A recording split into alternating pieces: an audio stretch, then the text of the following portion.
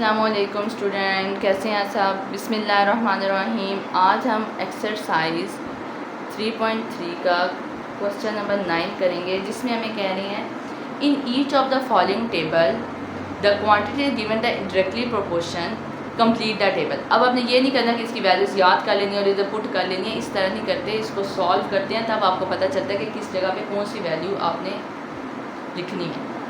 तो हमारे पास x is equal to k Y, ये एक फार्मूला है, ये आपने याद कर लेना है, ठीक है। अब x की वैल्यू 1 है हमारे पास और 9 की y की वैल्यू हमारे पास 9 है। k की वैल्यू इन्होंने हमें नहीं दी, तो हमारे पास हमें k की वैल्यू चाहिए, तो हम ये इधर ले लेंगे, हमें k की वैल्यू मिल गई। अब हमने नेक्स्ट जो 3 पार्ट है जिसमें मिसिंग वैल्यू है वो आपने फाइंड आउट करनी है। अब हमने इसी तरह यही फार्मूला लिखते रहना है, x is equal to k y, x is equal to k y, x is equal to k Y.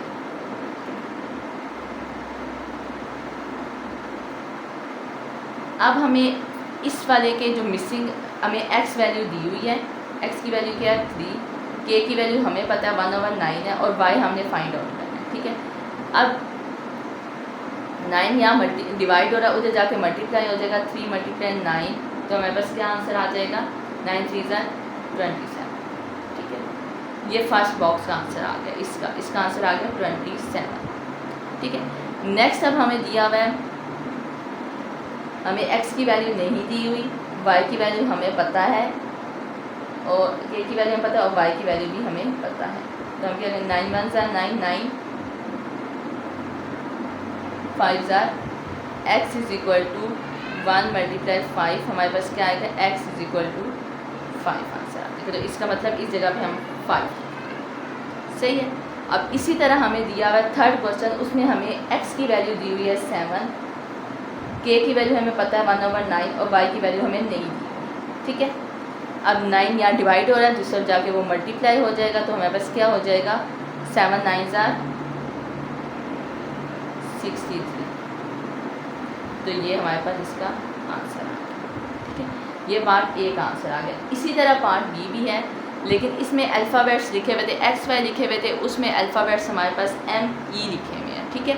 हम उसी तरह इस क्वेश्चन को भी करेंगे, पार्ट बी को हम करेंगे इसी तरह करेंगे। उसमें हम लिखेंगे m इज़ इक्वल टू के ई, ठीक है। उसी तरह हम एक m की वैल्यू हमें दी हुई है 10 और k की वैल्यू हमने फाइंड आउट करनी है और e की वैल्यू दी है हमें 5। अब 10 इधर 5 मल्टीप्लाई हुआ है, दूसरे जाके डिवाइड हो जाएगा, तो हमारे पास k की वैल्यू क्या है 5 × 1 = 5, 5 × 2 = 10, k की वैल्यू हमारे पास आ गई है 2। इसी तरह अब हमने तीनों ये फाइंड आउट करने हैं, क्या करना है m इज़ इक्वल टू के ई, m इज़ इक्वल टू के ई, m इज़ इक्वल टू के। इसी तरह हमने ये तीनों फाइंड आउट कर दिए, ठीक है। अब m की वैल्यू हमें दी हुई है 10 और k की हमें पता है m की वैल्यू हमें दी हुई है 20, k की वैल्यू हमें पता है हमारे पास क्या है 2 है और e की हम इजीली फाइंड आउट कर लेंगे। इधर 2 ला के हम डिवाइड कर देंगे, तो हमारे पास क्या आंसर आएगा 2 × 1 = 2, 2 × 1 = 2, 0, 10 आ जाएगा, ठीक है। तो यहाँ पे आपने इस जगह पे लिख देना है 10। नेक्स्ट भी हम इसी तरह करेंगे, m की वैल्यू हमें दी हुई है 50, k की हमें पता है, e की हमने फाइंड आउट कर ली है। 50 divided by 2 is equal to k, 2 × 1 = 2, 2 × 2 = 4 और 2 × 5 = 10, 25 हमारे पास आ गई है e की वैल्यू, ठीक है। अब नेक्स्ट भी हमें m की फाइंड आउट करनी है और k की हमें पता है 2 है और e की हमें दी हुई है 40। m इज़ इक्वल टू 2 × 40, हमारे पास क्या होता है m की वैल्यू क्या आएगी हमारे पास 42 = 80, मीन कि हमने इस जगह पे लिखना है 25 और इस जगह पे लिखना है 80। समझ आ गई इस क्वेश्चन की। थोड़ा सा डिफरेंट क्वेश्चन है, एक चीज़ आपने याद रखनी है, ये हमने किया था डायरेक्ट प्रोपोर्शन का क्वेश्चन। नेक्स्ट एक्सरसाइजेज आएंगी उसी में भी ये क्वेश्चन आएगा, लेकिन वो इन्वर्सली प्रोपोर्शन से होगा तो उसका मेथड और होगा। ये हमारे पास था डायरेक्ट प्रोपोर्शन से इस क्वेश्चन को इस तरह सॉल्व करना है, ठीक है। ये आपके लिए ईजी हो जाएगा इसको करने के लिए। अल्फ़ाबेट्स आपको कोई भी दिए जा सकते हैं, A B C D E F G, कोई भी दिए जा सकते हैं। जैसे अब इसमें XY था और इसमें ME दिया था, K फाइंड आउट करके आपने बीच में वैल्यूज पुट करते जाना है तो आपका आंसर आ जाएगा। इसी तरह अब हमने क्वेश्चन नंबर 10 करना है। एक्सरसाइज का लास्ट क्वेश्चन है हमारे पास, क्वेश्चन नंबर 10 है, जिसमें हमें कह रहे हैं ज़ेब वर्क 36 और यानी ज़ेब जो है जो वर्क करता है 36 घंटों में वो इतने रुपीज़ कमा लेता है if he paid at the same rate. ये बिल्कुल सेम 6 क्वेश्चन जैसा, सेम टू सेम 6 क्वेश्चन रहता है, उसी जैसे आपने लिखना है। और रुपीज़ कितने और 36 और काम करता है तो कितने रुपीज़ कमा लेता है 17280, ठीक है।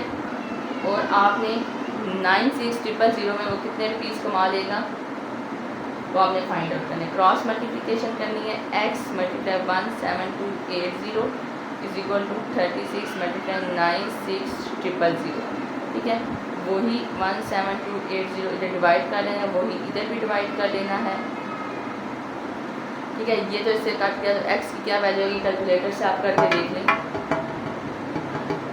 हमारे पास आंसर आएगा 200, ठीक है। ये इसका पार्ट ए आपने कर लिया। इसी तरह पार्ट बी है, सेम इसी तरह लिखना है और इस तरह लिखने हैं, रुपीज़ ऐसे लिखना है 36 और में वो 17280 रुपीज़ कमाता है तो इतने रुपीज़ वो कितने घंटों में कमाएगा वो आपने फाइंड आउट करना है। वही क्रॉस मल्टीप्लिकेशन एक्स, ये मतलब जल्दी जल्दी करनी क्योंकि ये क्वेश्चन मैंने आपको 6 क्वेश्चन से मैंने कहा है सेम वैसा ही है, इतना कोई इसमें फ़र्क नहीं है। अगर आप लोगों ने पीछे एक्सरसाइज की होगी तो आप लोगों के लिए क्वेश्चन बहुत इजी हो जाएगा, ठीक है। डिवाइडेड बाय 17280 और इधर भी डिवाइड होगा, इधर तो कटिंग हो जाएगी और इधर हमारे पास कैलकुलेटर से हम कर लेते हैं तो कितना आ जाएगा हमारे पास